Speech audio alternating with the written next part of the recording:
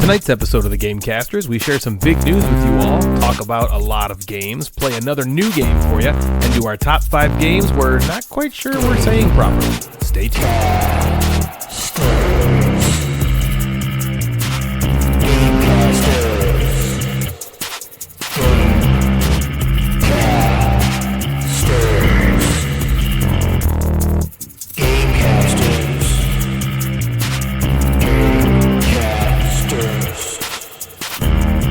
Well, hello there, gamers, and welcome to another episode of the Gamecasters. My name is Ryan. And I'm Natalie. And we have some news to share with you all, right? Should we just get that out of the way right now? Yeah, let's do it. So, for about the last 6 months or so, I've been plotting and planning, because Natalie and I have been together now for about a year and a half. Yeah, or more so. than that, I think. Yeah, so we've been dating for a while. We moved in last year together, and I thought that it was time to take the next step and get on the same car insurance. So we'd like to tell everybody that we actually are on one insurance policy. So Saving money. hooray. So more about games. Okay, I'm just kidding. That's a joke. So 6 months ago, I think, or so, I commissioned Natalie's best friend, Stephanie. Shout out to Ms. Parker's Portraits on Instagram. You can go there and commission artwork from her. So about 6 months ago, I thought that, well, I knew that I wanted to propose to Natalie in some way. Aww. And I thought, I can't just do it like, hey, will you marry me? I can't do that. It's got to be something, I don't know, more me. It's more me to do something kind of out there and different, I think. So I knew that I wanted to use Stephanie in some way. I thought it'd be really cool to involve her, in this and make it a little more special for the both of us. So what I came up with was a flipbook, idea for a flipbook. So I went to Stephanie and I said, hey, if I give you, like some moments throughout Natalie and I's relationship, like big moments that, things we love doing together, would you be able to compile them into a flipbook? And at the end of it, it's me going down on one knee, asking her to marry me. And she was like, yes, that sounds fun. I'm in. When do you need it by? And this was like back in February. And I said, I just want it to be perfect. So take your time, do it, get it back to me whenever you want. And she said, okay. So she started working on it, and I provided her a list of things. I said, okay, so we met at work. So the first scene, I'd like her to be working. And then I come in and something like, my heart is just like pounding out of my chest because I see her and I'm like, oh my gosh, she's so pretty. And, Everyone thinks that part's so adorable. They do. Yeah. They're always like, oh. Ticka. And so then, I'm like, okay, so we love cooking together. Obviously, we love playing board games together. We kayak. We play guitar. I just listed a bunch of stuff. Stephanie compiled that and came up with this flipbook. And she, at one point, said to me, this is working out great, but it's getting a little bit big, thick for one thing. She's like, I thought maybe it'd be really cool what do you think if we split up the proposal part flipbook with the memories flipbook? And I said, okay. I didn't really understand exactly what she meant at the time, but she wanted to get her husband, John, involved. He's a woodworker, and he does pretty fantastic things with wood. He actually made a Lazy Susan for me, and he's doing a go board at some point. You hear that, John? Are you doing the go board still or what? So he's doing a go board for me. He's a good woodworker. So Stephanie had the idea of making this box. I guess I don't know how to explain what it is. It's like a Rolodex thing, and it's a flip book, and it just loops over and over again. Yeah, you just like turn this wheel, and it just spin. flips and loops it over and over. So the actual proposal part of me getting down on one knee is in this like wooden box, and then she had the flip book right before that. So we went to Grand Rapids. It finally all came together. Stephanie was like, I think I can get it done by the end of the summer. And I'm like, oh, that's perfect because we're going to GrandCon at the end of the summer. I'm like, if you can get it done by then, I will probably do it there. We'll be in Grand Rapids alone together, and I think it would just be perfect. So she's like, okay, I think I can do it. So she scrambled to get that done, and I was like, oh my God, I don't have a ring. I should probably go get a ring. So I'm lying my ass off to Natalie about where I'm going, because we don't leave each other's side ever, because we work together for one. So we're with each other 8 hours of every single day during the week. And now we live together, so we're with each other every night. And I have no freaking life, so I just sit at home all the time. So me going out at all to do anything is weird and suspicious. behavior, right? For a whole week, he went out like 3 times, and I'm like, wow, great. He's hanging out with his friends. Yeah. Thanks, Jeff and Chris. And you guys really kind of saved me there. I was just like, yeah, I'm going to go to RIW, which is the local game store in Livonia, with my buddy. You were with Jeff. We're going to go out. Or I'm going to go to Guitar Center with Chris, and we're going to hang out. And luckily, Natalie was like, good, get out of the freaking house. I want this some time to myself. And so she was none the wiser. But really, I was going to get rings, meeting Stephanie about the flip book, talking to Natalie's parents to ask, their permission for Natalie's hand and all that kind of stuff. So I'm like scrambling around, freaking out, stressing to the max. And it all came together like pretty much on the day before we left. Wow. But now I have this box and this wooden box that Stephanie's husband, John, made for me. And I'm like, how am I supposed to get this to Grand Rapids and conceal this from you? The flip book and the ring were simple. Just hide them in a game box, right? That's like the easiest way to conceal them. But the box, the wooden box that he made, what was I supposed to do with that thing? So I ended up putting it in another, just like a cardboard box and writing Jeff's games on it, saying, oh, yeah, Jeff gave me some games to sell at GrandCon for him, and I'm just going to bring that. And I had Natalie carried into the hotel. He's like, yeah, can you grab Jeff's games? I'm like, okay. So we get into the hotel, and I'm like, okay, now how am I supposed to present this to her? We're going to be together every second. Luckily, Natalie had to take a massive dump, and so she went into the bathroom for a good, 30 minutes you were in there for? More like 1 minute. I think it was. Yeah, she poops really fast. Stop it. So Natalie had to pee, and I was like, oh, yes, okay, that's perfect. But, okay, so I just joked about Natalie pooping. Now, Natalie is maybe the fastest peer in the world. God. I don't know. I feel like she has my some pants situation that just have, like, the second you just, like, sit on the toilet, there's a portal that opens up in your pants. You don't have to take your pants off, and it, like, comes out of you. You know that guy from The Man Show who could just drink beer like right down his throat? I feel like you're the opposite way for pee coming out of you. There's no stream. It just like falls out. In there. It just falls out in one bleh, like all your pee just falls out in a second. Just do my thing and leave. Yeah, and then she's out of the bathroom in 2 seconds. So again, I'm like, okay, from the time she goes into the bathroom, I have to get the tape off of this box, get this box out, present it on the table, get out the flip book, present it in a nice way, and then when she comes out, I have to be in like some sexy pose, like waiting for her. Like, I had to set up all the time. Luckily, she took about 30 seconds longer than normal, so she took about 31 seconds to get out of the bathroom. Soap in the hotel bathroom. Is that what it was? Thank you, GrandCon Hotel. So she comes out of the bathroom, or she goes into the bathroom, and then I rip the tape off the box. I try to be as quiet as I can, and I'm setting everything up, and I get it like, hey, it's perfect. And so then I'm like, I find myself with like time. She's in the bathroom still, and I'm like pacing back and forth, like, oh my gosh, what am I supposed to do with this with myself? I don't know what to do. So finally she gets out of the bathroom, and I awkwardly go up to her. I'm like, hey, you were so close. I know you've been stressed out because your sister's wedding is coming up next weekend, so I got you a present. And she was just like, what? What? Okay, that's weird. What, you did? What? You didn't have to do that. And so she walks over. You want to tell the rest? Go ahead and tell the rest.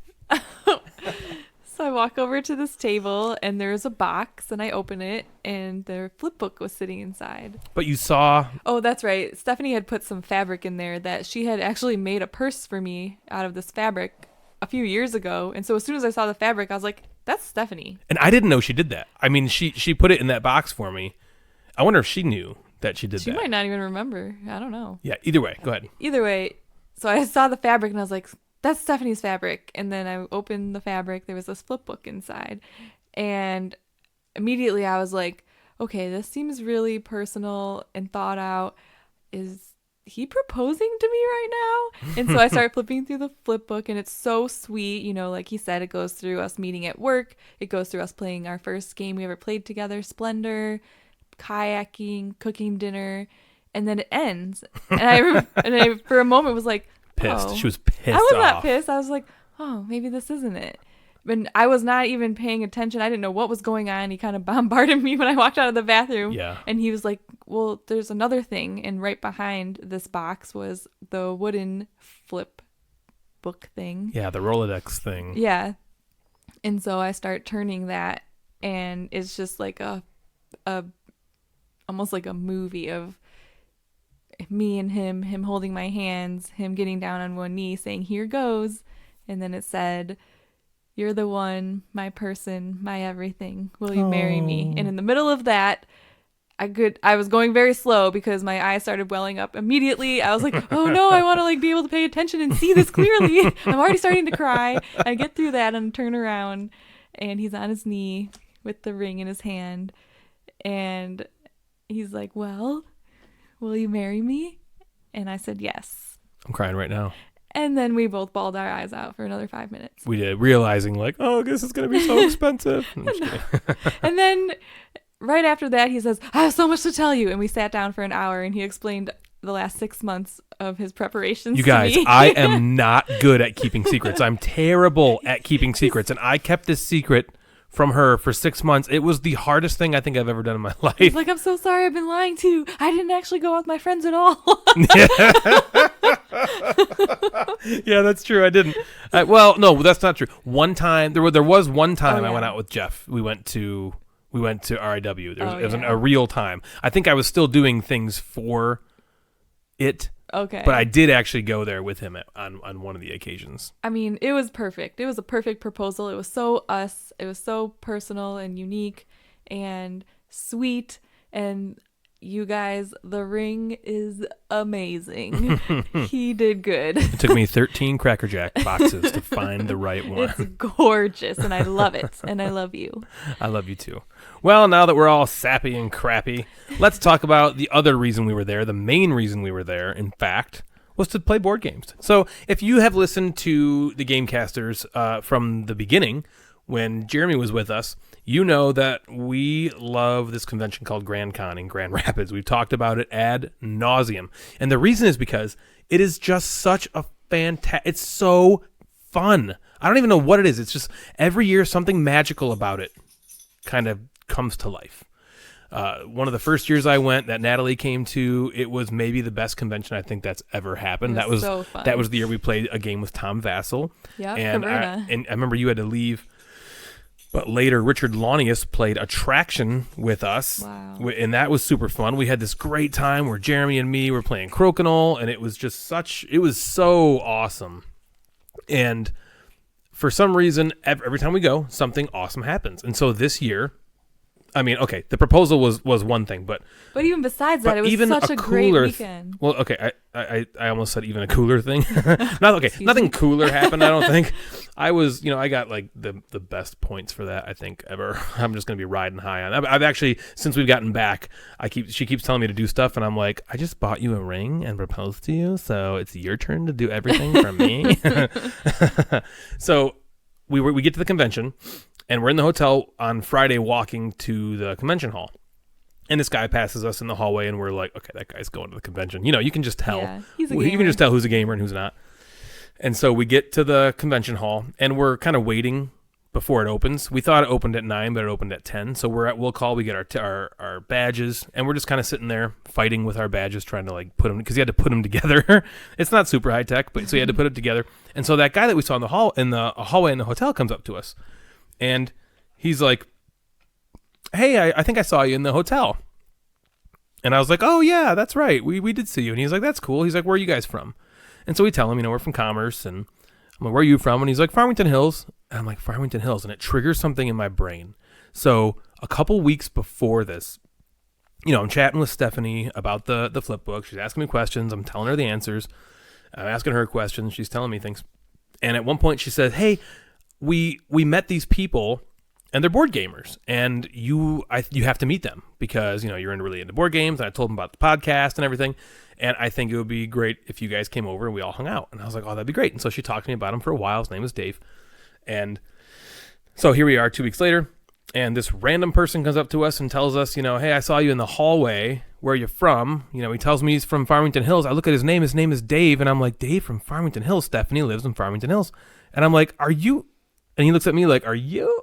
And I'm like, Stephanie Parker? And he's like, yes. And I'm like, oh my gosh. We met this guy, Dave, that she was just talking to me about for 2 weeks. It was just like the weirdest chance meeting. There's like thousands of people at this convention, and we happened to meet the one person randomly who Stephanie had wanted. It was, I don't know if it's coming through as like, oh my gosh, but even right now I'm reliving it and I'm getting like chills, like goosebumps. It was like crazy. Yeah. So, we're like, oh, okay, well, I guess let's hang out. Let's play games together and stuff. So he's there with his friend, and his friend introduces himself as Kevin.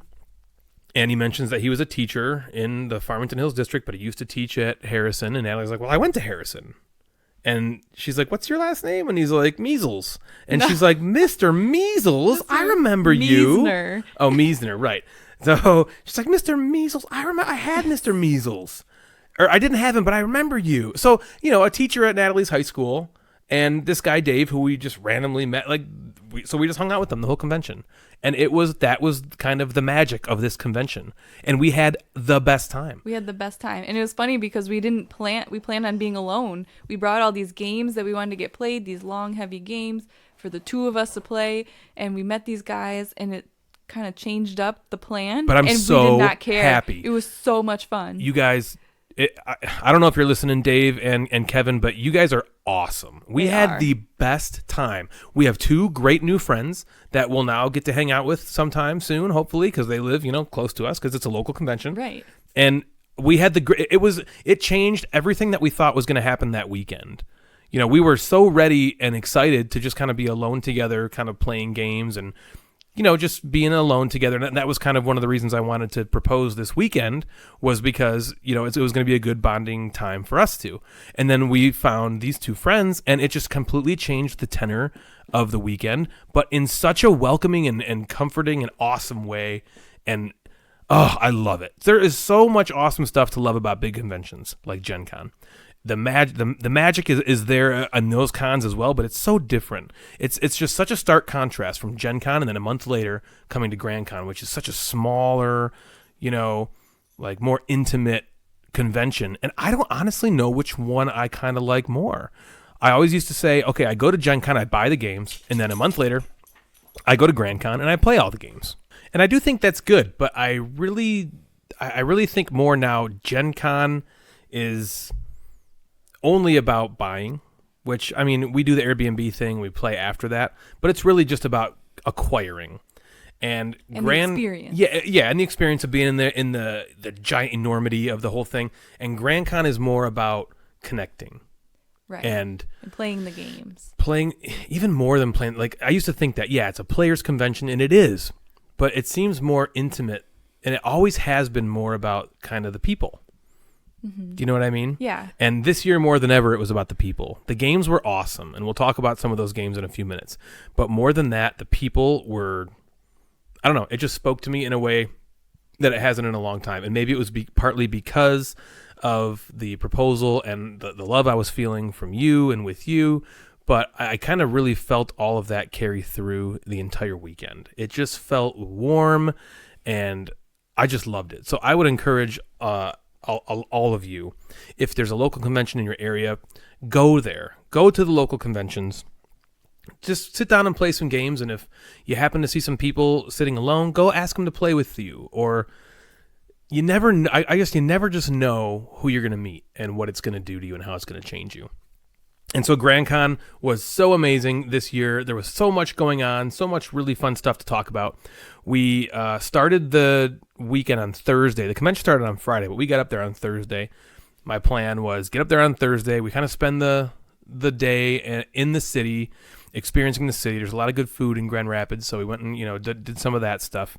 And secretly I proposed that day, so we had the celebration that day. And then Friday, Saturday, and Sunday are the days we spent at the con. So Thursday night in the hotel, after we went and had dinner and we were kind of winding down for the night, we played Crown of Amara, which is a game from Pegasus Spiele that we got from Gen Con. It was one of my most anticipated games from Gen Con. And so I was like, I want to play that really badly. Jeff and Joe and them had just played it, I think, a few weeks before. And so we got it to the table in the hotel, and it looked beautiful, didn't it? Set up on the table, all perfect, cool. And I was like so pumped and excited to play it, and we played it, and I don't know totally how I feel. Let me explain a little how the game works first, and then we'll talk about kind of what happened or how we feel about it. So it's awesome. There's 2 boards in this game, and this is what drew me to it in the first place. There are 2, and they're rondelles. If you don't know what rondelles are essentially a circle of actions that you take, and you really just go in one direction. So a game like Teotihuacan has one giant rondelle around the board, or a lot of Matt Gert's games, Navigador and Antique, those are games that have, and I think Imperial, those are all games that have rondelles, that feature rondelles. Trajan. Yeah, I guess it kind of has a rondelle, the Mancala. Oh, the kind Mancala. of. Yeah, it's not really Oh, yeah, I guess you're right. Or a game like Murano has a rondel. Anyway, it's basically a circle, and you're moving up a piece around the circle and taking an action where you stop, okay?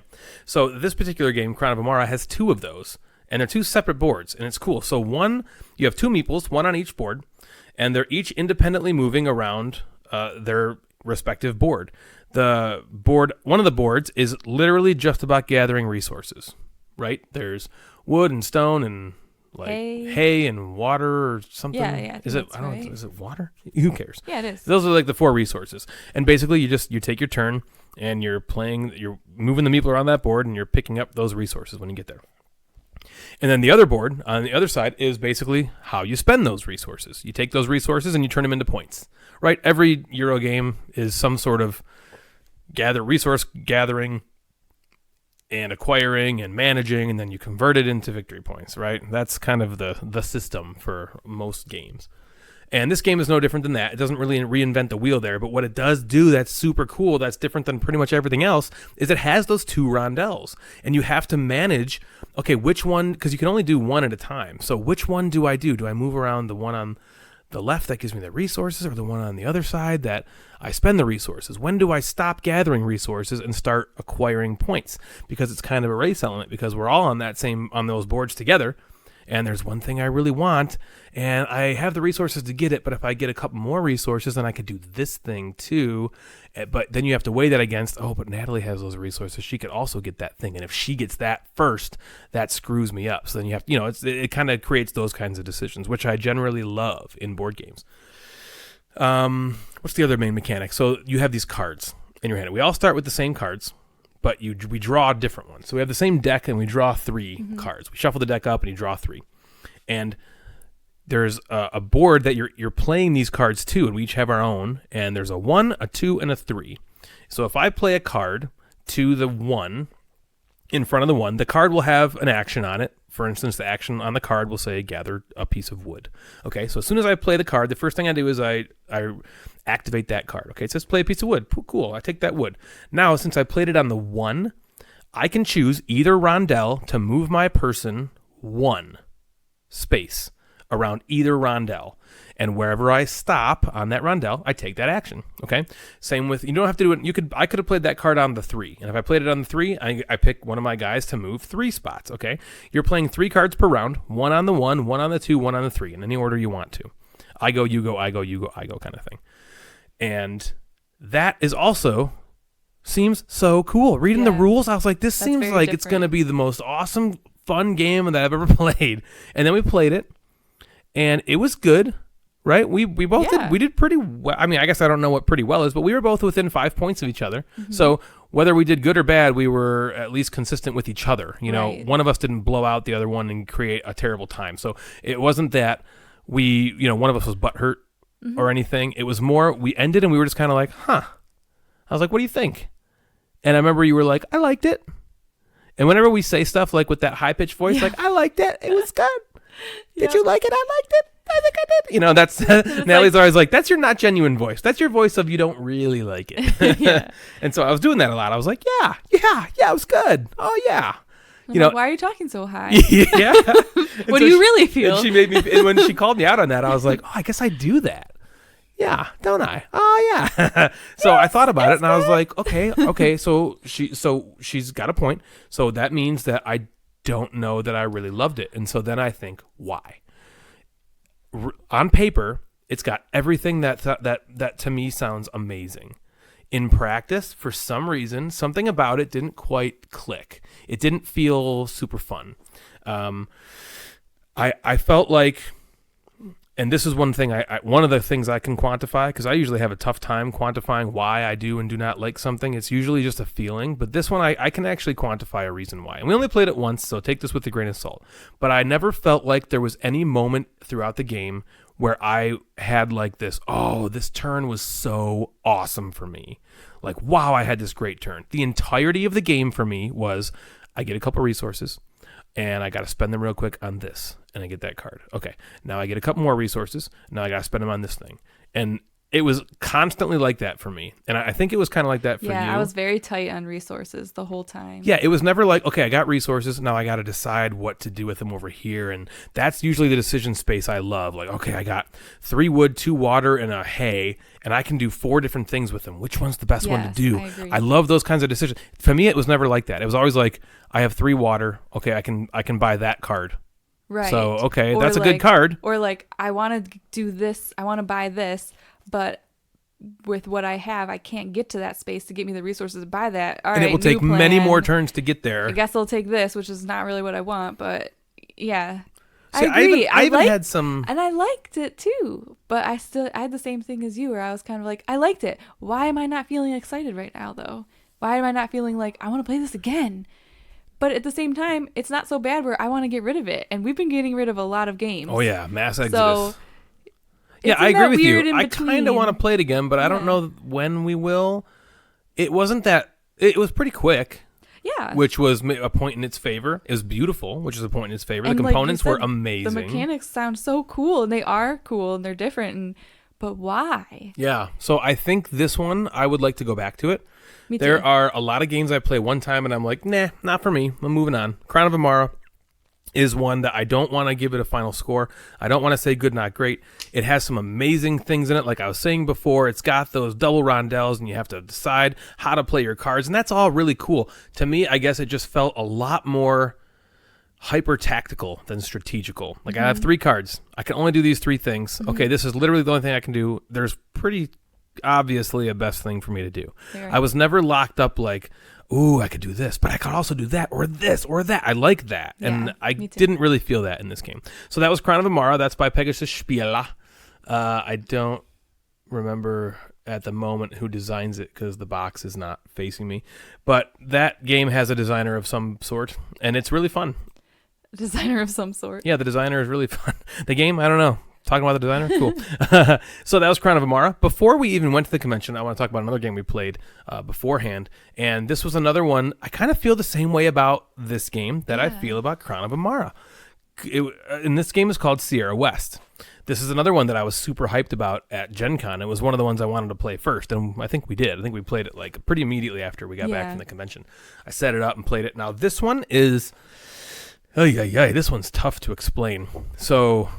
bear with me here, people, because I'm just going to try to give you a brief overview. Essentially, you're in the northwest, maybe in the Dakotas, actually, maybe, and you're kind of like going up this mountain that is made with a bunch of cascading cards. Kind of think like Seven Wonders Duel, you know, in that sort of way, and it's really beautiful looking on the table, again.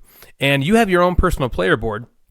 And you also have a hand of cards, and this is a really cool mechanic where you're slotting these cards in your player boards. Kind of think like La Granja, how that game you slot cards into your player board, in like the prongs of your board. This player board has prongs like that, and you're slotting these cards in such a way that they're going to create a path for your meeples to traverse along.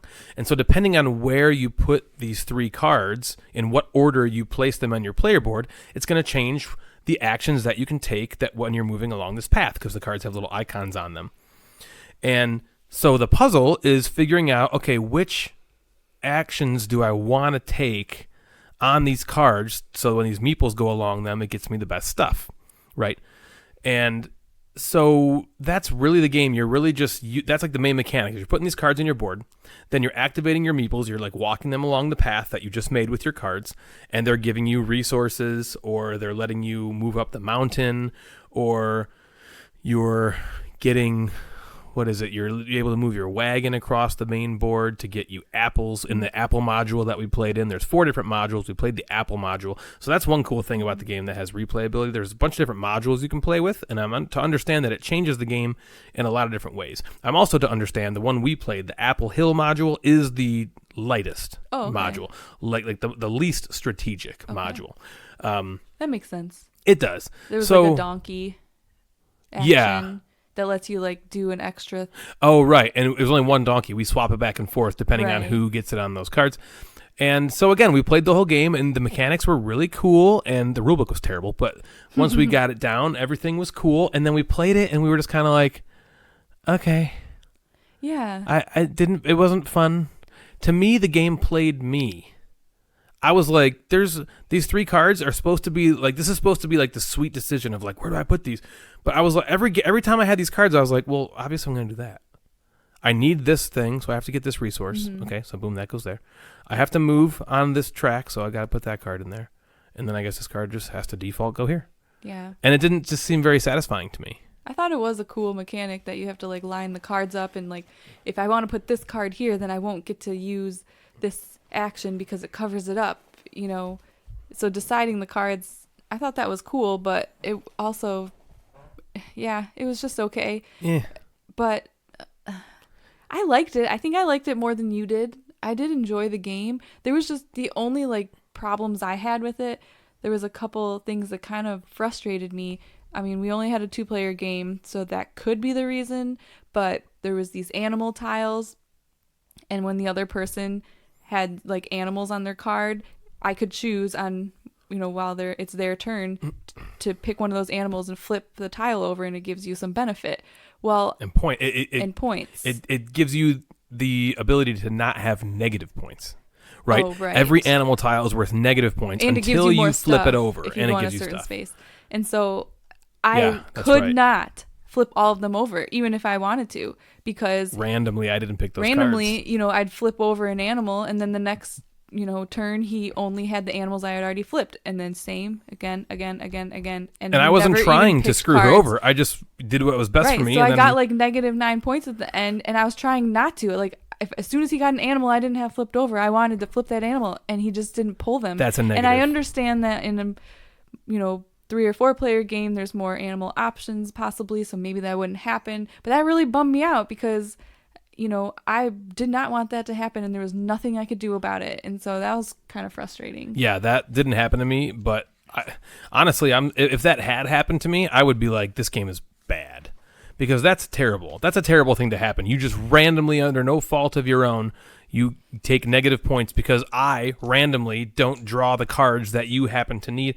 Ugh, yeah, that does. So I think Crown of Amara is better than this game. For me, I think Sierra West is, I'm okay. Did we get rid of it? I think, actually, now that we're talking about this, I think it did sell. Oh, okay. Because I remember after we played it, I was like, well, there are 3 other modules, and I kind of want to give them a try. It didn't sell. Okay. Because I do kind of want to give the other modules a try and see how it goes before we make that final decision. I have heard that the other modules, like for instance, I think Rivers and Banjos is one of them or something like that. Okay. And that's like the next one you try. And I've heard that the decisions are a lot more difficult. Yeah. A lot more difficult to make those, you know. But would it still have that animal problem? Is that in every game? Yeah, I think so. I think I don't think the animal problem goes away with a 2-player game. And maybe you're right. Maybe 2 players isn't the way to play this one. Mm-hmm. Unfortunately, if that's the case, you know, it might go out the door because we typically play with just 2 players. That's true. So I don't know. Like Crown of Amara, I'm going to withhold judgment until we maybe play it again. Yeah. But I think I would rather play Crown of Amara first before we went over to Sierra West. Better, I think. But, all right, so those are the ho-hum games. Right, let's but don't think that we are just like ho-hum on all games. Well, I did. Because we have, me too. Oh my gosh, for a while, I was like, what are we just like snobs now? We played like Artemis we hate Project everything? and Tower of Arcanos, and we were like, oh my gosh, are we just like down on games? Right, But hold we don't on. like anything. You just wait. Oh yeah, it gets that's better. Not true. So that was how we started off the weekend on Thursday night with Crown of Amara, and we were kind of like, is this how the whole weekend's going to be? And then what is this going to do to us as gamers? And then on Friday at 1 p.m., we go and we demo this little game called On Mars. Little game. Vidal Lacerda's new man.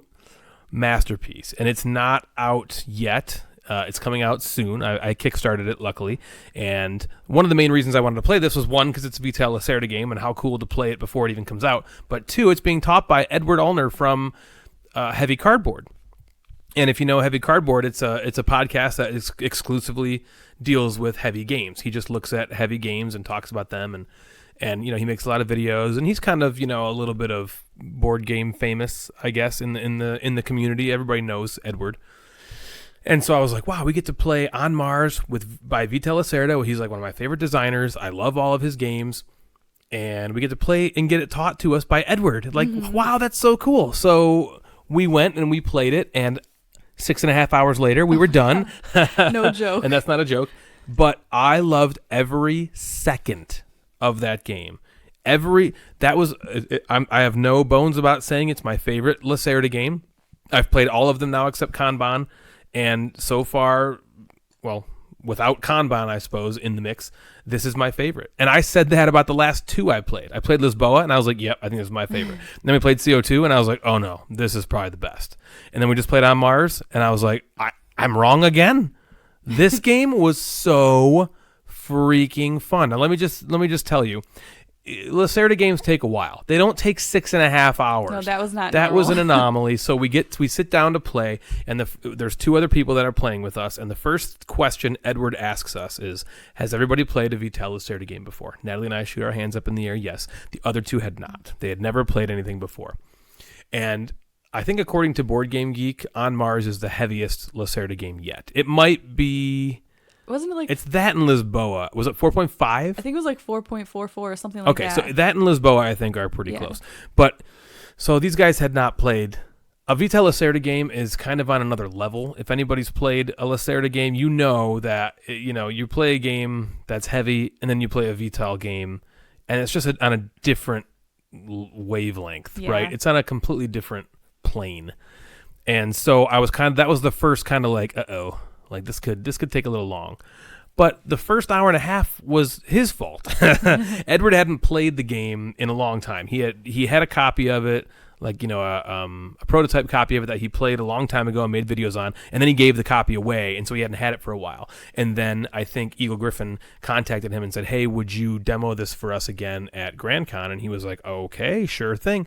But so he had to kind of like, refresh on the rules, but he didn't even have the copy of the game until that day. We almost didn't get a chance to play it even. But so he's like, okay, I have to kind of relearn how to play it. And anyone that's played a Vital Lacerda game knows that once you play it and a month goes by, you forget because there's so much involved. Right. And so the game did take an hour and a half to explain the rules. When we played Lisboa, just you and me, it probably took about an hour for you to explain me those rules. And this had like 4 people asking him questions. Right, and 2 of them who had never played a Lacerda game before. Great guys. These guys were cool. Oh, yeah. So we're not like complaining about the people. But we started playing, and it was pretty evident early on that this was going to take pretty much the remainder of the day. Right. I think we started actually playing the game around 2:30, and we ended around like 6:37. Yeah. Right? Wasn't it 7? Well, we met up with our friends at 7, so it was like probably 6:30 because I remember we like rushed back to the hotel and met up for dinner. But let me tell you about this amazing game called On Mars from Vital Lacerda. It was great. So this game, the description of it is gonna sound like every other Mars game that's been out there lately, like Terraforming Mars, if you've heard of that one. It's basically you're colonizing the planet of Mars. However, on a game like Terraforming Mars, you're terraforming the entire planet over a ton of decades, and it takes so long, right? This game, you're colonizing one little cross section of the planet, and they just blow that section way up, and that's what you're doing. The cool thing about this game is it exists in 2 spots. So kind of like Crown of Amara, where it's got 2 boards. This one really has 1 board, but it could have been 2 boards. There's like 2 sides of the board. Because you are either going to be on the planet, colonizing the planet, or you're in space gathering resources. So it's almost analogous to Crown of Amara in that way, where the in space part of the board is where you're getting resources, right? You're getting those contracts, and you're like acquiring things, and on the planet side of the board is where you're kind of taking all those resources and contracts and putting them onto the planet in play. And it's just kind of worker placement, like all of Vital's games. You really just do one thing on your turn, and that one thing cascades into like, a myriad of other things that can take you forever to noodle out. So it seems to me in this game, more than any of his games I've played, every single space is just as good as every other space. So the decisions are really difficult.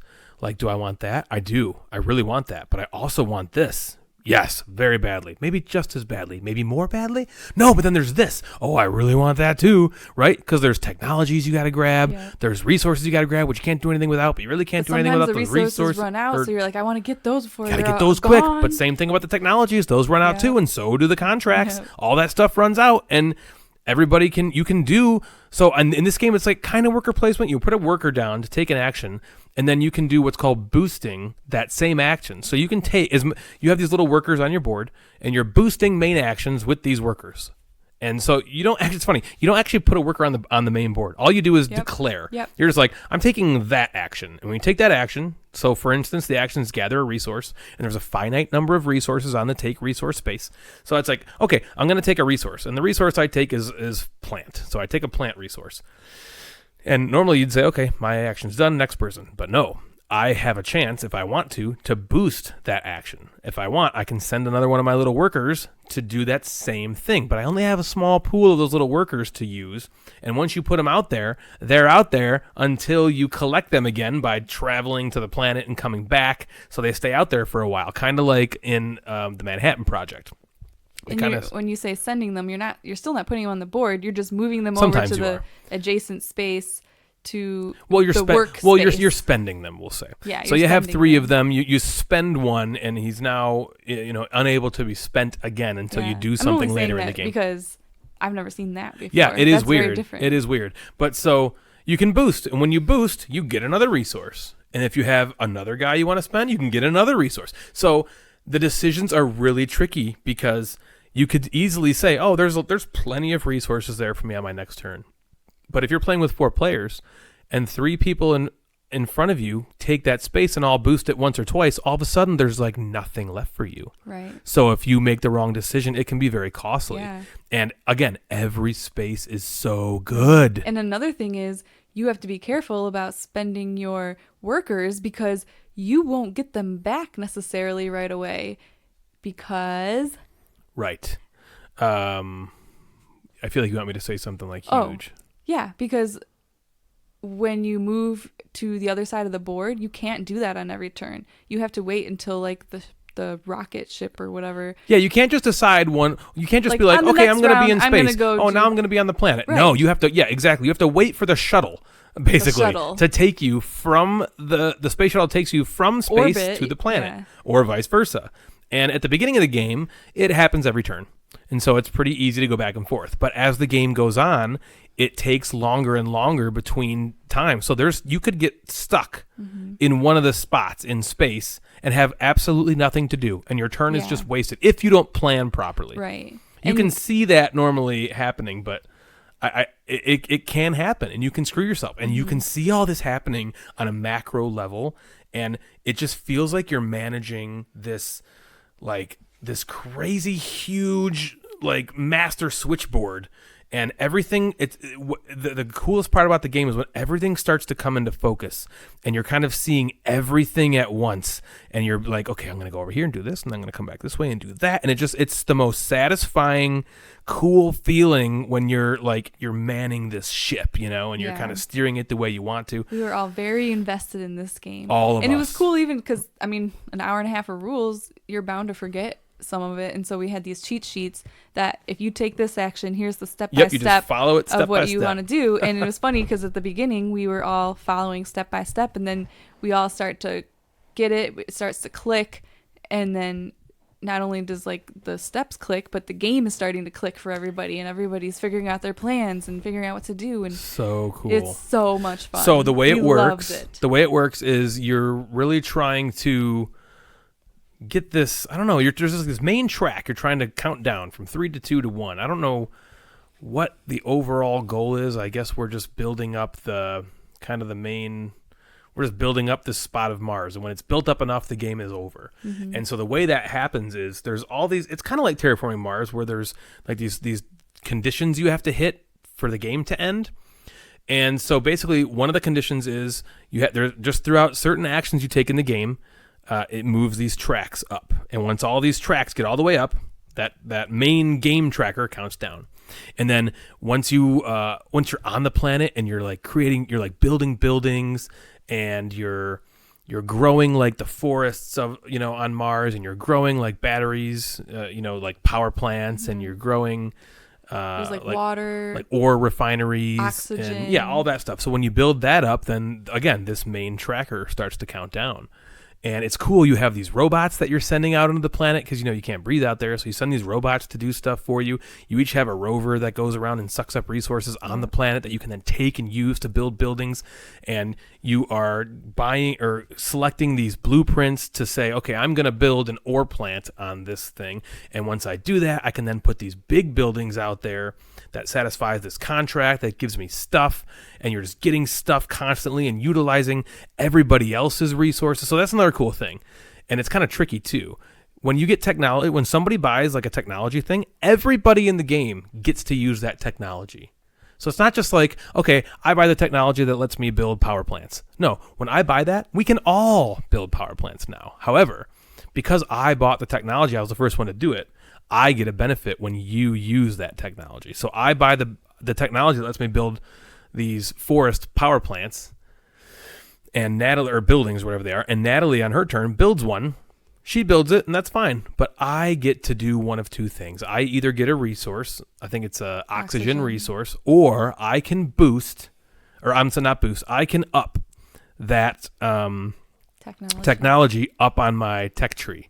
And you're like, there's this track where you put your technologies on, and you're like moving them over further and further along the track. And at the end of the game, the further along they are on the track, it multiplies points for you. It also can give you like extra stuff. And when you move it along the track, like early in the track, like if you have the battery or the oxygen building, you can only everybody can only build one oxygen building. There can only be one oxygen building out there on the board. But once that moves up on the tech tree to 2, now there can be 2 on the board. 2. If somebody wants to build one and it's only at 2 and there's already 2 out there, sorry, you can't build it you just can't until do it moves up on the tech tree. Right. And it can only move up on the tech tree if the person who purchased it decides to move it. Right. So there's other things you can do. You can build rockets. And when you build rockets, you can spend those rockets to then move back and forth between space and the planet without using the shuttle. But when you do that, it's victory points that you're kind of throwing away at the end of the game. So you really got to decide what to do. There's these crystal resources that you can use to basically take bonus actions. And you really want to get that engine going, because like every Vitalisarda game, and pretty much like every game in existence, the more actions you get, the more stuff you can collect, the more things you can do, the more points you'll get, and you're building your efficiency better. So it takes 2 of these crystals to do basically a bonus action, and you start the game with 1, and so you do things to get these crystals to do other actions for you, and these what did I talk about? Those cards that came out, the blueprint cards, they come out, and those will, once you build the big buildings, those give you bonus actions to do. There's like so much more. Even. This is nothing. We're just giving you a little overview and telling you a little bit. Hopefully our excitement is coming through, because this game was so freaking awesome. I mean, it sounds complicated, and it is complicated, but in such a good way. We both loved it. It was so long, even though I was like, oh my God, I can't sit here anymore. I think the last like 45 minutes I was just standing up because I couldn't sit in that chair anymore, but I didn't even care because I was having so much fun playing it. And I know we played like Dinosaur Island before, and I wasn't a huge fan of that game. And I remember I was like, I just want to do anything I can to make this game end because I'm over it. I don't care about winning. I don't care about points. Even though I wanted this game to end because I was tired of sitting, I was not sacrificing my gameplay because I was in it. I wanted to do it the best I can. I liked playing it, and I agree with you. I think it's my favorite. Yeah, Vitalisarda game too. I cannot wait to get it from Kickstarter. And I loved Lisboa, but I was kind of like, I don't know if we're gonna play that again. I just don't. Yeah, I don't know if I see it happening. I was like, we need to play it as soon as we get it. I want to play it right now. Yeah. Right. Oh my gosh, I loved it. So that's On Mars by Eagle Gryphon Games, Vitalisarda. It's coming soon. I think it should be out in the next month or 2. I think. I'm not totally sure on that, but I'm pretty sure. So it should be hitting retail within a couple months. So those super high praises, you would assume that was the highlight of the convention, right? I don't think so. I don't think it was. Yeah, you're right. That was probably wasn't even my top game of the convention.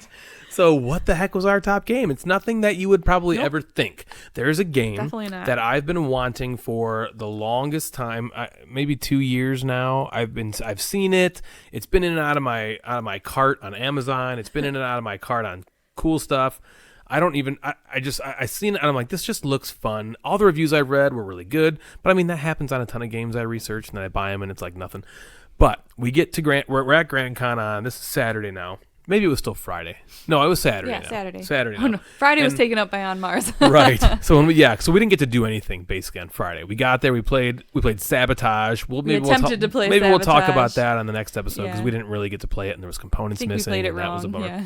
But Sabotage had just come in from Tim Fowers on Kickstarter and it has potential. You guys, this game is really cool. Yeah. It's it's kind of like Gamer Battleship in a way, right? I'm a spy. You're a bad guy and I'm trying to deactivate your doomsday devices and you're trying to kill me and there's a big partition in the middle of us and that partition is the box and we're trying to, find out where the other person is on their board. Anyway, it's a really cool premise. We didn't give it a full play because again, the components weren't all there and it was kind of a tricky rule book. Yeah. So we'll give it a proper play and we'll let you know maybe on the next episode. So we did that first, then we went right into the On Mars demo, and that took us to dinner, which we went out with some friends, and then we were out of the convention. So we didn't get to see anything. So we just sat down at a table and played games. So on Saturday, Natalie and I made a point to actually walk around the convention for a little bit. It's not very big, so it took about a total of like 10 minutes. Yeah, it wasn't that long. So, I mean, Gen Con is like many football field lengths for Takes the you vendor 4 days hall. to walk through everything. Right. GrandCon is just one gigantic room.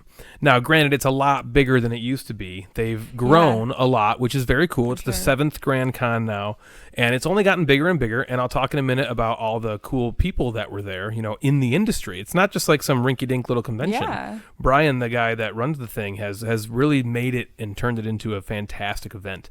But so we got there on Saturday, and we just kind of like walked around. The perimeter of the hall, of the room, rather, is the vendors. And so there's some good vendors there. Yeah. Capstone was there, and they released 2 games at GrandCon. And one of my friends, Tom Russell's game, came out there, which was really cool. Irish Gauge, yep. I think it's a reprint of his that he had before. But that was there, and that's really cool. And like Smirk and Dagger was there. Renegade's usually there. They weren't there this year, but it was a bunch of, and then there was a bunch of other booths that were like stores, local stores that come selling games, and so it was cool. So there was this raffles. one sale going for this one booth where on Friday all the games were 20% off. On Saturday, all the games were now 30% off. And then on Sunday, all the games are 40% off. So we were there on Saturday, and I'm like, ooh, 30% off. That's pretty good. That's like online prices, and we can just get it right here. So I'm like, let's go in and just see what there is. I wasn't planning on buying any games because we just bought 27 at Gen Con, if you remember. So I'm in there, and I see 2 games that I'm like, oh my gosh, I want these. One of them is Galaxy Trucker. I've had Galaxy Trucker for the longest time. One of my favorite games. I love it so much. And I had the big box because I loved it that much, and I was like, oh, I want everything for it. And I realized, and we talked about this on an episode probably 2 years ago, that I think it was our expansion episode, and do you ever play expansions? And this was the game I used as an example of that. Galaxy Trucker in the big box has all these expansions in it, and it just became intimidating. I just wouldn't ever bust it out because it was so enormous, and you open up the box, and there's all this crap in there, and you're just like, ugh, I don't even know what to do. And so I never played with any of the expansion material, so I sold it. And the plan was sell it and then buy the original box back. And I just never did. I meant to, and I just never ended up doing it. And so I saw that there for 30% off, and I was like, I want that back. Boom, bought it. Damn. But the game that we are going to talk about, that's probably the game of the convention that we bought, is called Castell. And this is a Renegade Games game, which God, they might be the best publisher right now. Their games are so freaking awesome. So, Castell, how do we explain this game? Oh. We played it, I should say. We bought it because I was like, this is the game I've been researching for years, and I'm like, I want this game. We bought played it. it with our new buddies, Dave Yep, we and played it with Kevin. Dave and Mr. Measles, and it was super him that. cool. And how do you explain this game? So, if you don't know Castell, I guess is it Spain? I think so. I think in Spain, there's this thing where it's like an event or a game or something like that, where it's just towers of towers like made climb out on of top of people each other climbing until up they on make each other. towers. Yeah, they're trying to make I don't know if they're trying to go as high as they can. Yeah, I don't really or know. they're making structures. I don't know too much about it, but I know that's a thing in Spain or somewhere in Europe. And so this game is based on that.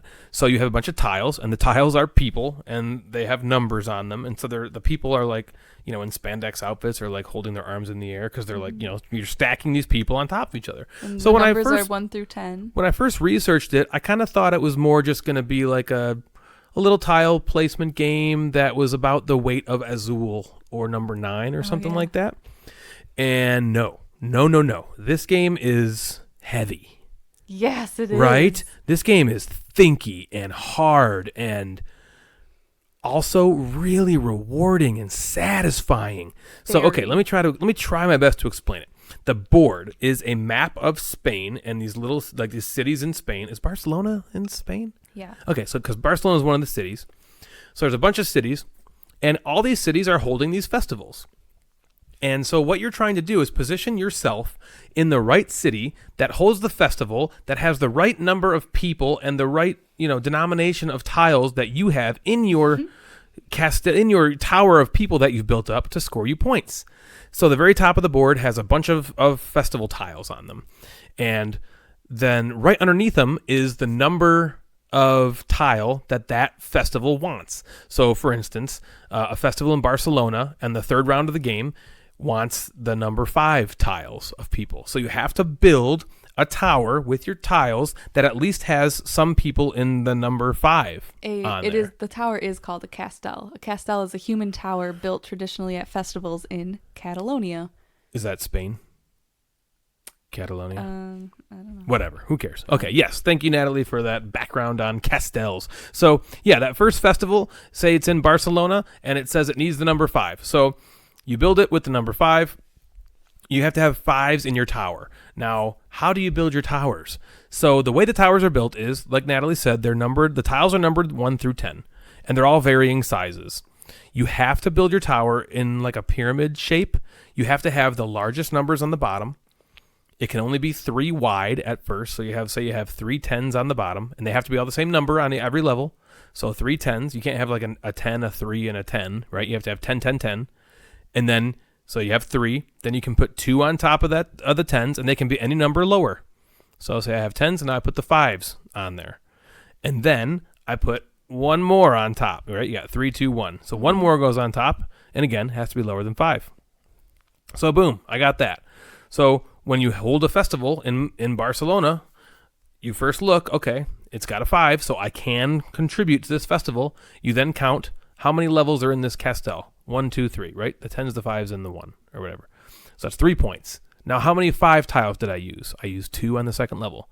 So 1, 2, 3 levels up, 2 levels for the 5s, so that's 5 points. That's how many points I earn. I move my point tracker up to 5, and that's my points right now.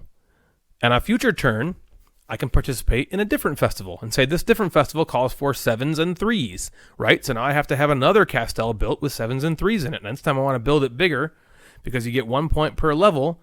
But how do you build it bigger? Because you can only do 3 wide. Well, this is where the game gets really freaking thinky, because there's 5 different powers that everybody has, and throughout the game you can bump these powers up. And like one of the powers is make your base or one level have as many guys on it as possible. So one can just have unlimited 10s, right? But then every other thing has to be the same high. Or one power says every level can hold, or 2 levels can hold the same number of people. Okay, so for instance, I have 3 10s, 2 7s, and now my next level can also hold 2 7s, or 2 6s, I mean, because it has to still go down, right? And then the next level can hold 2 4s, right? So that now you're starting to build higher. And there's another power that lets you just completely increase the size of your pyramid totally. So instead of 3 2 1, now it's 4 3 2 1. You build it again up another level, it's 5 4 3 2 1. Right? So you're making it that way. So you have to balance, because on your turn you basically can do all these actions. You can move your guy from Barcelona to Catalonia, and then you can upgrade a power if you're in the right spot on that little wheel, which is also kind of a rondelle. And you can, what else can you do? You can have a special action, which lets you do a number of other things. It's really, really tricky. And so you're trying. Anyway, so what I was going to say is when you go to another city in a future turn, the one that said it needs 7s and 3s. So now, say I've upgraded these powers a few ways. Now I have 5 levels, and there's 7s and 3s in there. So now I have 1, 2, 3, 4, 5 points there. Oh, I use 4 tiles with 7, right? That's 9 points. And then 2 tiles with 3, so it's 11 points. So I don't add those 11 points onto the 5 points I scored in Barcelona. Instead, my score is now just 11. So you can participate in festivals every round and every turn if you want to. But you have to be in that. Yeah, you got to. We actually have to be in the city that you're at. But but my point is, your points. You just take the highest points. So you could participate in, 5 festivals. You could participate in 2, and the person that participates in 2 could still have a higher score than the person that participates in 5 because it's not cumulative, right? But you want to participate in more festivals because you want to get those tiles. So if I participate in Barcelona, that says I need 5s. There's a little circle that says 5 on it. And if I had the most 5s tiles out of anybody that participated in that festival, I get that 5 tile. And that goes on this board that says, okay, I got a tile in Barcelona. And so there's like 7 different cities. And if you get a tile like that in every city, you get a ton of points at the end of the game. So you're trying, there's so many things to balance. And that's like, for lack of a better term.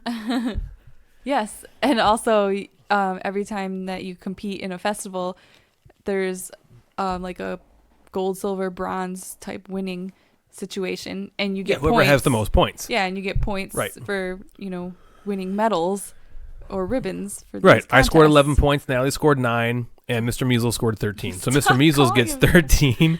He gets 13 base points. Then he gets first place for winning that festival, which is worth 5 points. Right. And then I get, 3 points. And then he also gets the, he had the most 7s in his Castell. So he gets that tile. And those also go on his player board to give him points for having one in that city. And oh my gosh, there's so much to think about. And wasn't it so satisfying? Yes. But how do you explain what is this game? I guess it's like tile laying and set collection if you had to say it.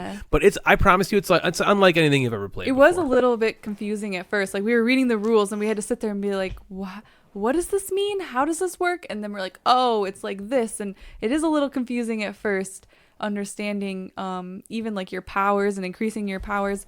And it's so thinky because you're building these towers and you have to make sure you're following all of the rules based on your powers that you have. Yep. You don't want to do something illegal.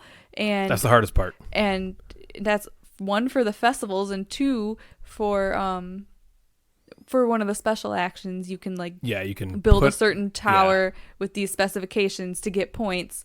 And oh my gosh, you're sitting there rearranging your towers. Like, I broke this rule. I'm only allowed to have 2 guys of the same number on top of each other. Take this out, and okay, now I could do this, but I just need this one. Can you look at the board and can I get one of those tiles? And when Ryan wanted this game, I knew he wanted it. We've seen it at the local game store a lot, and he's mentioned it. And every time I look at the box, I was always kind of like, I'm not really interested in that game. I looked at the back and I'm like, whatever. And he bought it at GrandCon, and I was even like, yeah, okay, whatever. And then he taught it and we played it, and I was like, this was so great. This was fun, and all 4 of us were so into it. Oh yeah, we were just sitting there like, I can do this.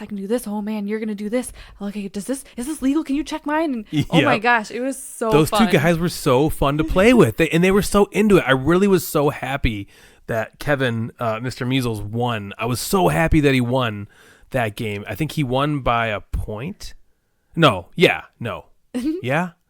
No, maybe that one he won by a few. I think he won that one pretty solidly over me. I can't remember. But anyway, I was like so happy for him because he seemed like he was really having fun. You're right. I beat you by just one. But he was like so excited, and you could tell how much of a good time he was having, and that made it that much better.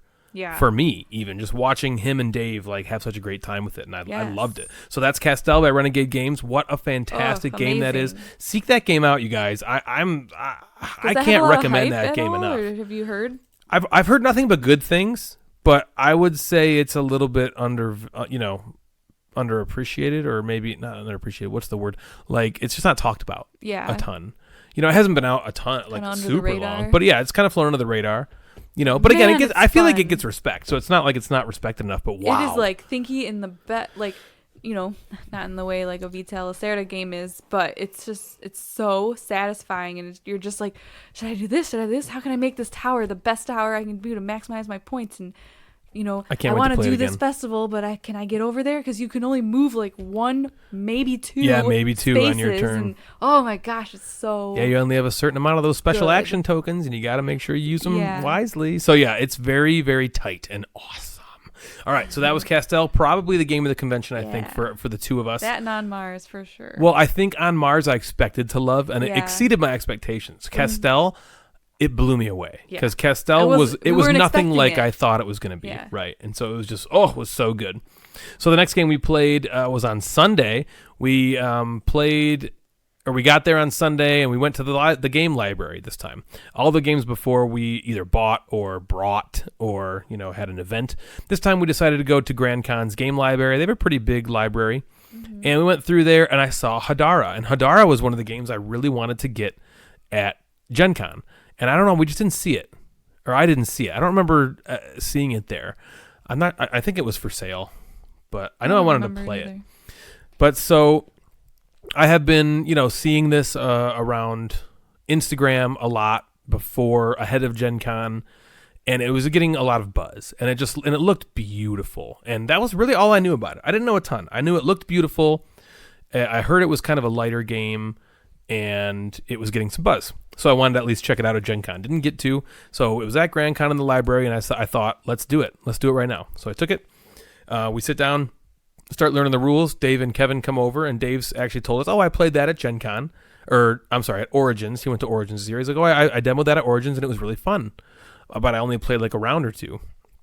So I'm like, do you guys want to play with us? And they were like, of course. So we sat down and we played a 4-player game.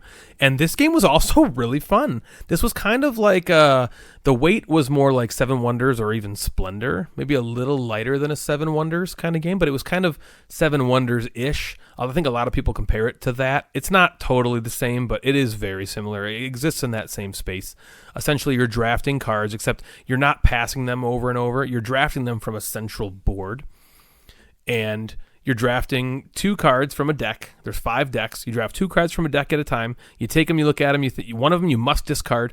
The other one you either buy and put it into your tableau, or you sell it. And those cards just give you certain resources. They move up your resource tracks, or they give you special powers to get points at the end of the game. And every card, like I said, there's 5 different decks. They're all a different color. Each color that you buy reduces the cost of a future card that you buy in that color by 1. So the cards get more expensive, and there's more stuff on them that is more powerful, but it's kind of relative because you should have, a good number of those cards in earlier rounds. So you play across 3 epics, which we found out it's not epoch, it's epics. But basically 3 rounds or 3 eras of the game. You play through those, and then you're drafting cards, putting them in your tableau. Then you can build these buildings and score points that way. You get money. You can put these little tokens in your board to score money, and it just had a really good flow to it, wouldn't you say? It took us about 45 minutes, I think, to play through, and it was good. I think it only plays 2 to 5. Yeah, I think it plays 5. Where Seven Wonders plays more, so it's not totally analogous to Seven Wonders. It's got some Splendor stuff. There was a guy that came by while we were setting it up, and he was like, "This is just like Seven Wonders, but way better." Way better. Whenever anybody uses like absolutes like that, I just don't listen. I stop listening. But I really liked this game. Me too. It was like a great medium weight game. Like, it wasn't super heavy. I think it was like lighter to medium, wouldn't you so? say? Yeah. It wasn't. I didn't think it was very medium, difficult. Light medium. Light medium. Maybe. Yeah. To get all snobby on you. Right. Well, compared to the other games that seemed so heavy, it was definitely lighter. But I really enjoyed this. What did you enjoy about it, would you say? I enjoyed the picking up the cards and you determining value.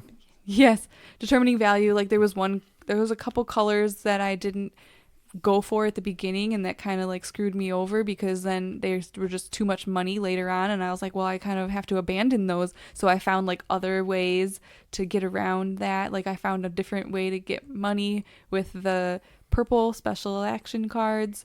So I was getting more money without getting the yellow money cards. I thought that was really cool. I wasn't just stuck because I made a mistake at the beginning. I mean, it's always fun just trying to maximize points, maximize money. That is definitely a point maximizing game, right? It was kind of cool that you had to balance, like, okay, how many cards do I have? Because you buy all these cards, and then, it's sometimes later in the game, it's like easy to buy them. It's like, oh, this card costs 7, but I have 6 in my tableau, so it's really only 1. But you have to weigh that against, because you have to feed all these people. So you have to feed all your cards, and you have this food resource. And the way it works is you have these tracks. Okay, so there's 4 different tracks. There's a gold track. There's a military track. There's a blue statue track, and then there's a food track. Yeah. Those tracks only go up. They never go down. And so what they do is you constantly have to check things against those to get you stuff. So if my food track is at 8 and I have 7 cards in my tableau, I'm good, because you're just checking. Okay, I have 7 cards. I have 8. My food track is at 8. I can feed all of them. I'm good to go. But if my food track's at 8 and I have 9 cards when it's time to feed, now I have to get rid of a card, because I have to feed. You have to have at 1 food for every card.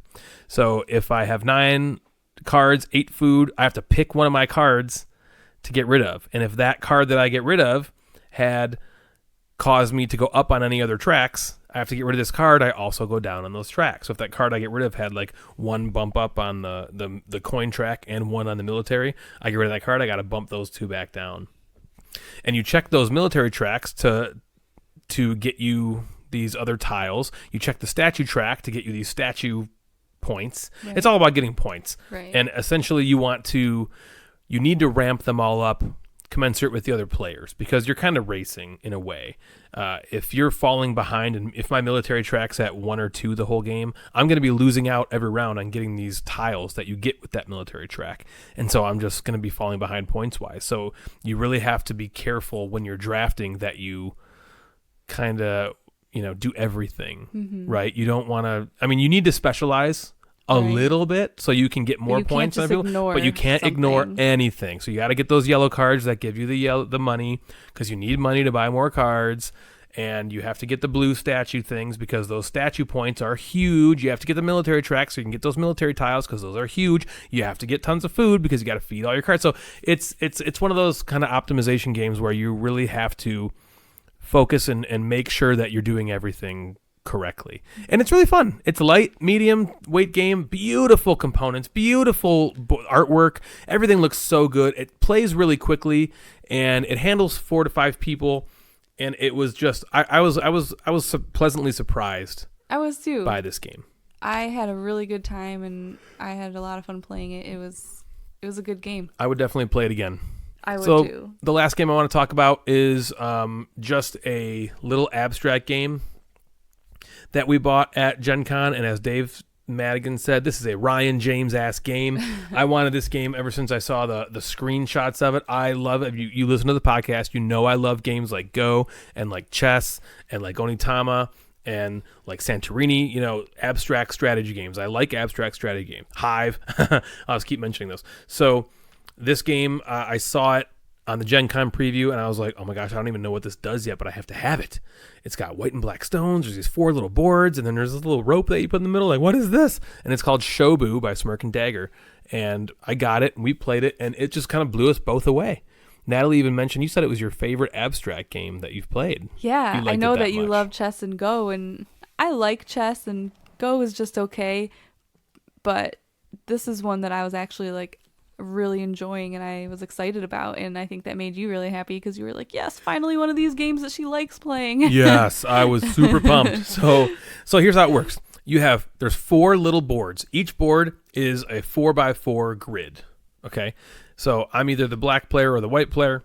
If I'm the black player, you basically set the stones up on either end of every board. So there's 4 stones of your color on every board, and they're in the same position on every board. So they're all the furthest toward you. Okay, so I'm the black player. We'll say the black stones for me are on the bottom row of all 4 boards, and so Natalie's the white player. So in my perspective, the white stones are on the top row of all 4 boards. So then 2 boards are in front of her, and 2 boards are in front of me. We put this little rope in the middle of those. So she kind of has 2 boards on her side. I have 2 boards on my side. Now here's how the game works. This is so weird, right? And cool. Yeah. Basically what you're doing is you have to move one of your stones on one board of the 4. The whole goal is you're trying to push off all stones of your opponent's color on one board. There's 4 boards. Only one of those 4 boards has to have your opponent's stones pushed off. The way you do it is you pick a board, and this is called your passive board.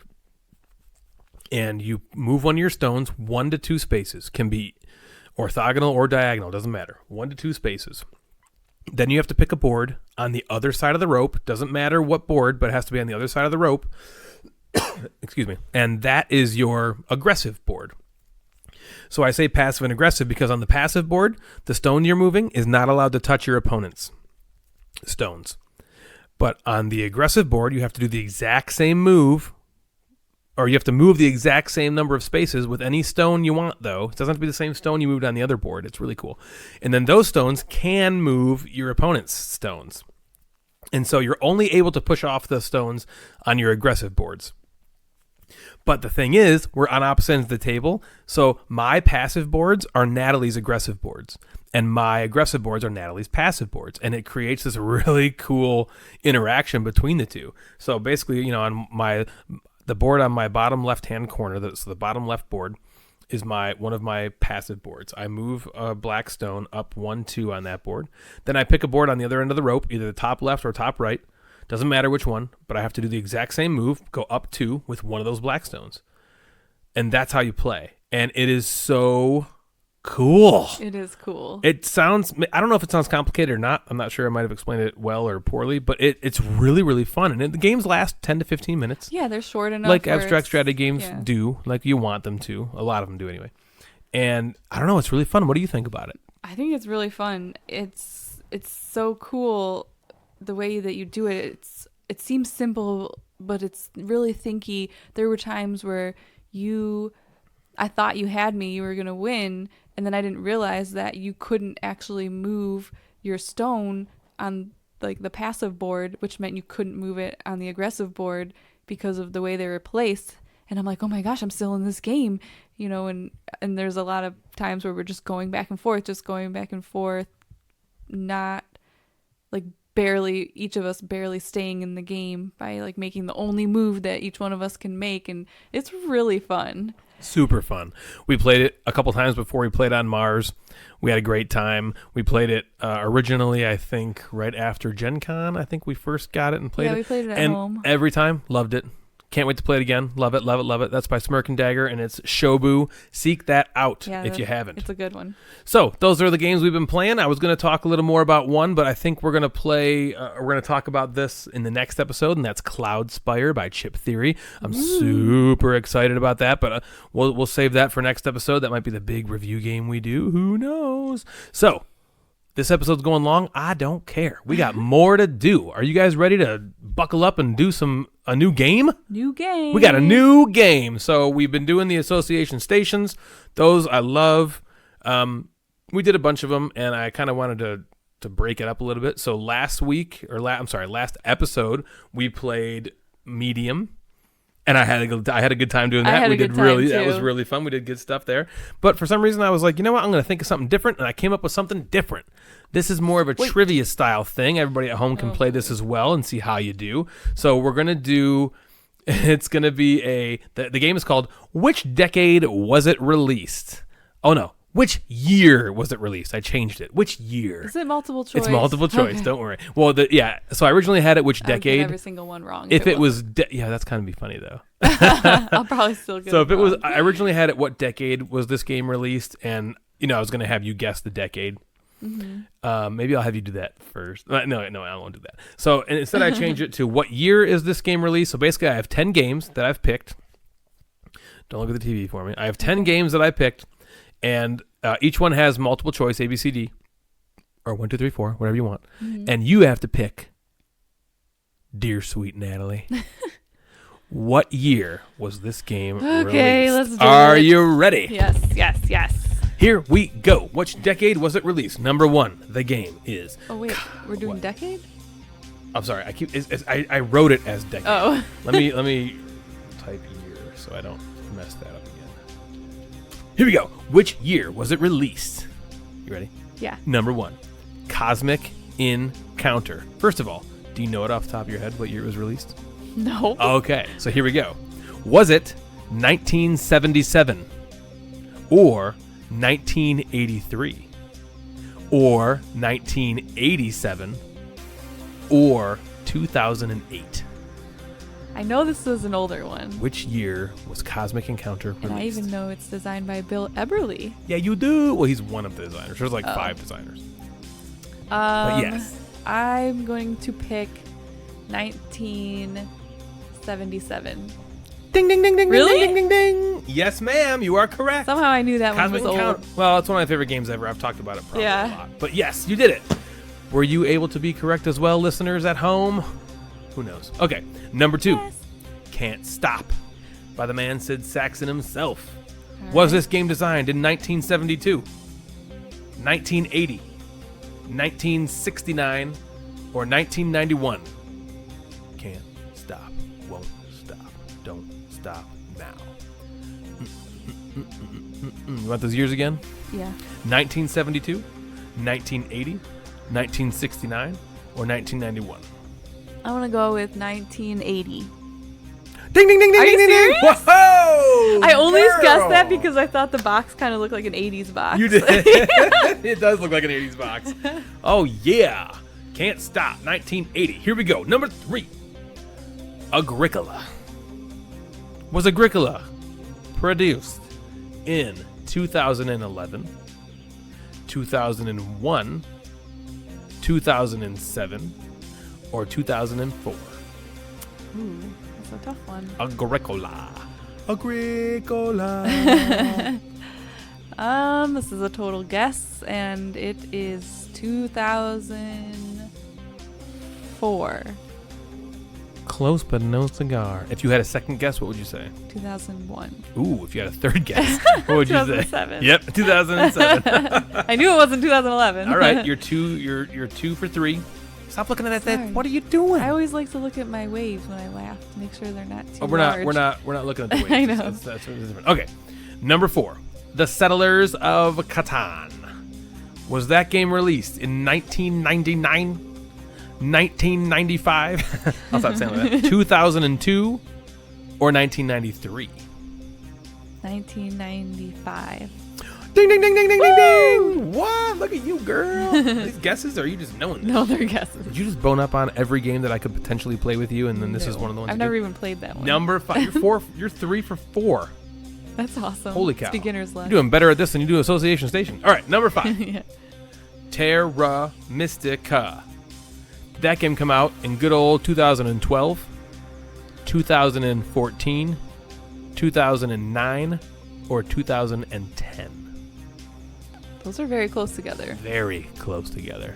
I'm going to say 2009. Okay. And is that your final answer? Well, it sounds like it's wrong. I don't know. Yes, it's my final answer. Wrong. 2012. Really? Mhm. That's the year we met. Nope. Try again. Just kidding. We met in 2014. There you go. That's the year I started working at my job. That's also the year you played Splendor, which also came out in 2014, not 12. But Terra Mystica, 2012. All right. So you are now 3 for 5. All right. Okay. We're going to number 6. And the game is Crokinole. Oh. Was Crokinole Canadian. designed? It was Canadian. That's correct. In 1920 or 885 What? or 1951 or 1876. Ooh, these are wide ranges where Terra Mystica was all like right together. I can give them to you. I can hit you again if you want. 1876. That's right. Yeah? Wow. Cool. Yeah. You nailed. What is up with you? I don't How are you know. doing this? I knew that one was old, but not 885. That was too old. That was too old. That's more like Go. Isn't Go? Number 7. Go. As soon as I said that, I was like, oh, that's probably on here.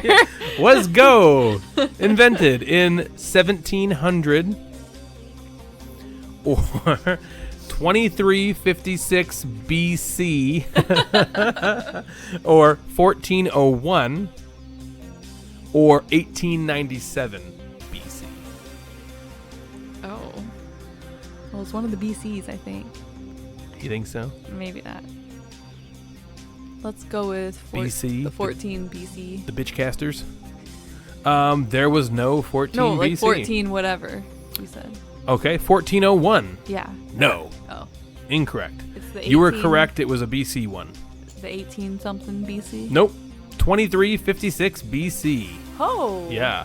Apparently it was some That's old. Chinese guy who like made it for his son. I don't know if he was like a ruler of some sort, but that's the consensus. Nobody knows for sure.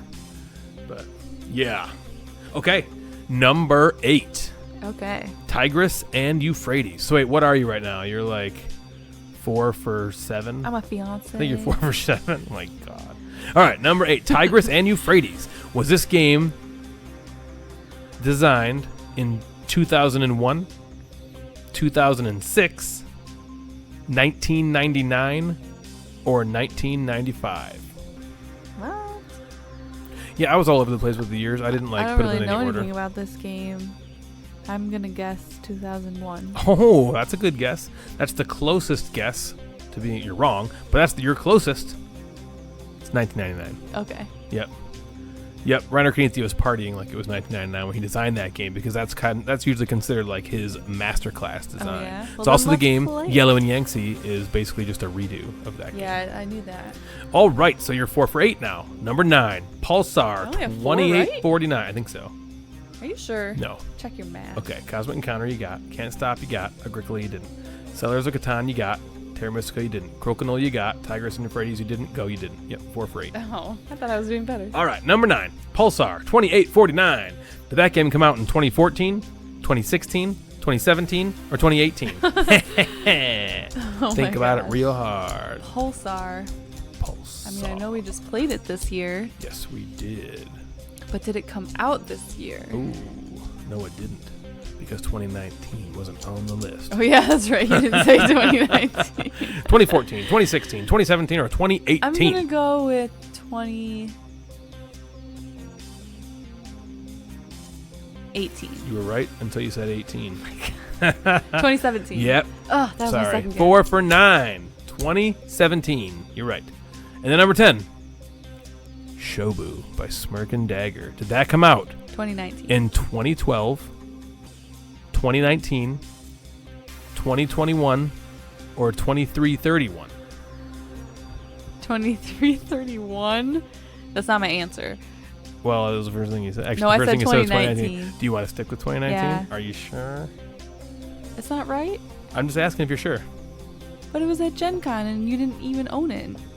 And it's a Ryan James ass Do game. you remember how my buddy Tom Russell's game that just came out Oh, was it's a like reprint? a redo. Yeah. Shobu was not. 2019 is correct. Yeah, you did it. What?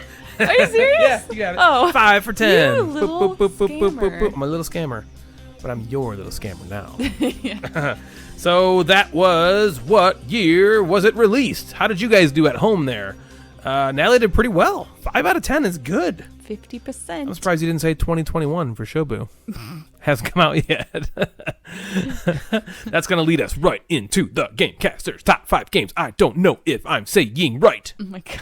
So there's so many games out there where you say it and you're like, I don't know. I don't know how to pronounce that. So this is our top 5 games that I don't know if I'm saying it right. We'll catch you on the flip.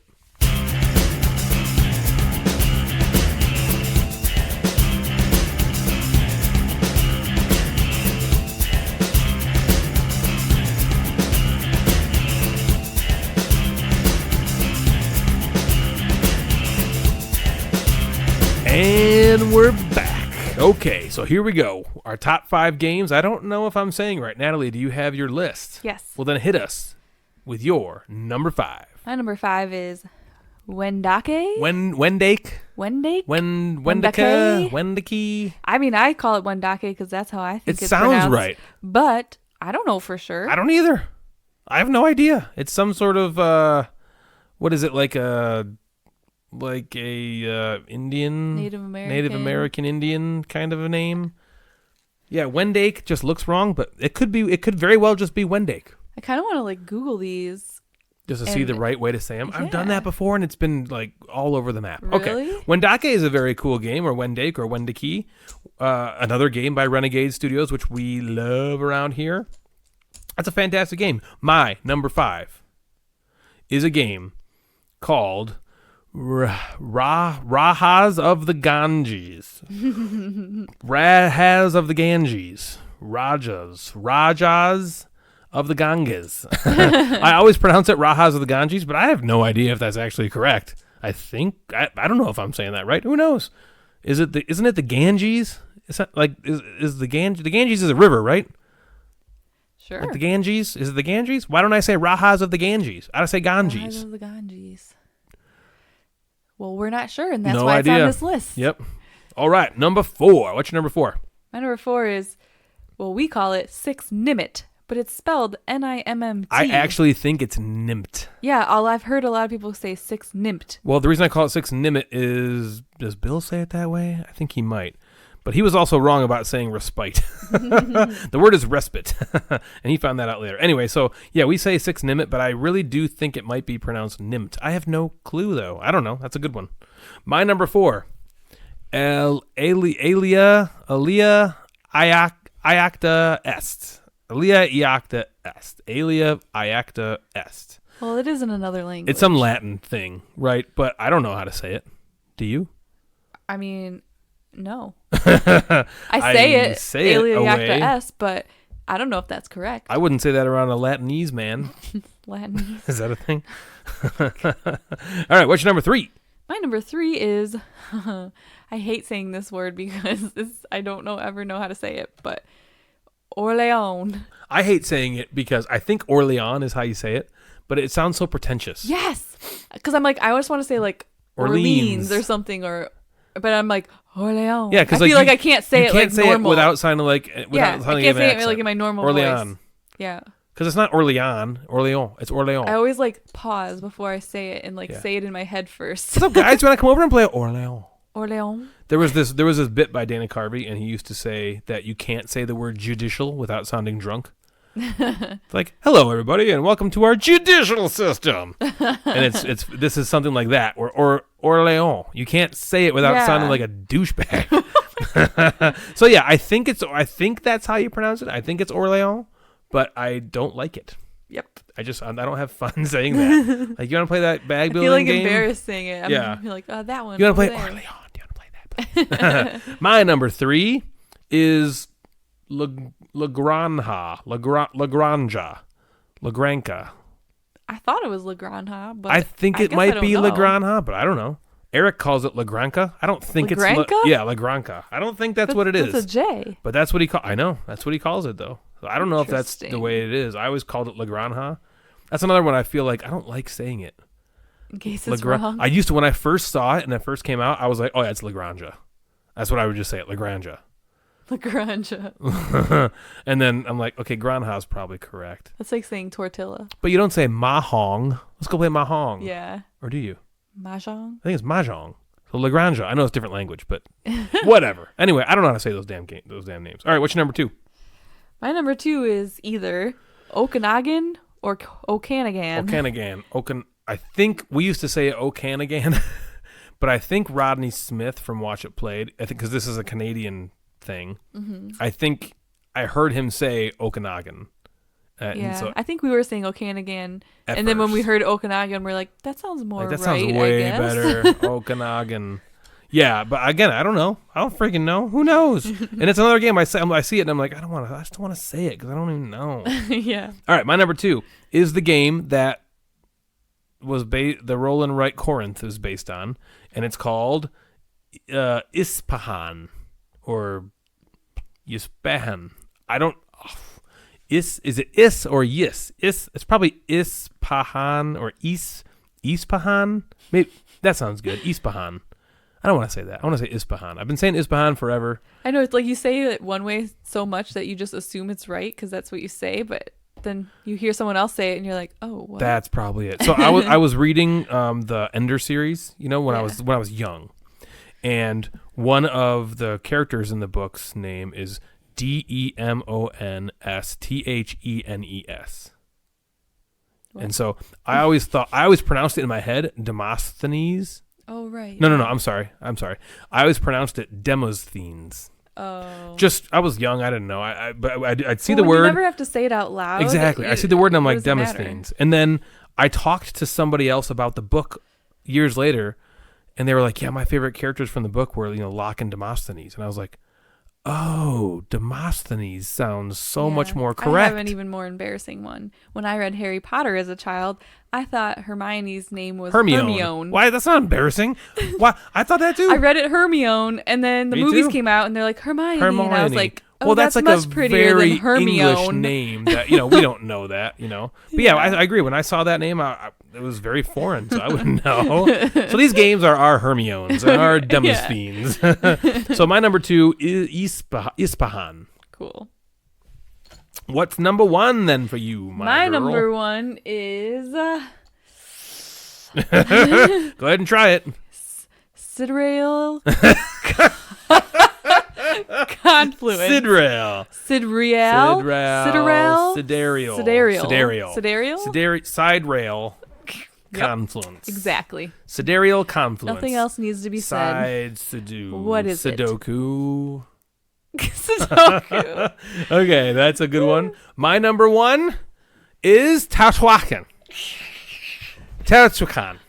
It's so funny because I'm so sure it's Teotihuacan, and then remember when we had Jamie Lannister? Yeah, he was like, "Oh yeah, we played Teotihuacan," and I was like, "What did he just say?" There was 13 syllables in that word, I think, just now. Yeah, I mean, okay, Teotihuacan sounds good coming out of the tongue, but I'll tell you this: when that game had buzz around it for a long time before I got it, and I would see it in print, and I would look at it, and I'm pretty good with words, and honestly, I'd look at that and I'd be like, I have no fucking clue how I'm going to say that. Like, no, I can see Teo, but what am I supposed to do with this word? You can't read that. It wasn't until somebody said it out loud, and I was like, okay, all right, I guess that's how I'll try it. Okay, Teotihuacan. Yeah, that's a tough one. And so I almost put that on my we list. know it's Teotihuacan, I think, just from hearing people say it. But I think other people say Teotihuacan. And I think David was like, Teotihuacan. Oh, man. So those are the 5 games of ours that we have just absolutely really no clue if we're saying them correctly. Mm-hmm.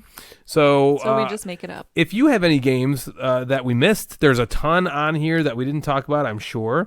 I would love, maybe I'll post on Instagram. I'll post a story or on my stories, with a question that says, what game do you think you're pronouncing incorrectly, or are you not totally sure you're pronouncing correctly? Mm-hmm. And that would be cool to hear what you have to say. So once again, I will encourage you, if you have any kind of question or concern, or, well, maybe not concerns. Don't email me with concerns. But if you have something nice to say to us, we would love to hear from you. Anything. Email us, please. We would love to hear from you. You can find us at thegamecasterspodcast@gmail.com. Look at that first try. Thegamecasterspodcast@gmail.com. We would love to hear from you. We really want to interact with everybody in as many ways as we possibly can. Natalie, I think, just got us onto Facebook, right? Well, do we have a Gamecasters Facebook now? Yeah, we have a Facebook page. There's just nothing posted on it because you haven't sent me any game pictures that you have yet. So you know what? I knew this was gonna somehow be my fault. So, but hopefully shortly there'll be some content on and we there. are on Twitter. It's @PodGamecaster. And I haven't put anything up there in a long time, but I'm going to start being active on there again, I think. So, yeah, @PodGamecaster there. You can always find us at Gamecasters on Instagram. We have, The Gamecasters on Facebook. Yep. And then, again, email thegamecasterspodcast@gmail.com. And that's going to wrap up episode 23 of the show. Thank you guys for listening. We really appreciate all the listens and downloads and everything that we get. It blows us away seeing those stats every single time. And until next time, my name is Ryan. And I'm Natalie. And we are the Gamecasters. Have a great night.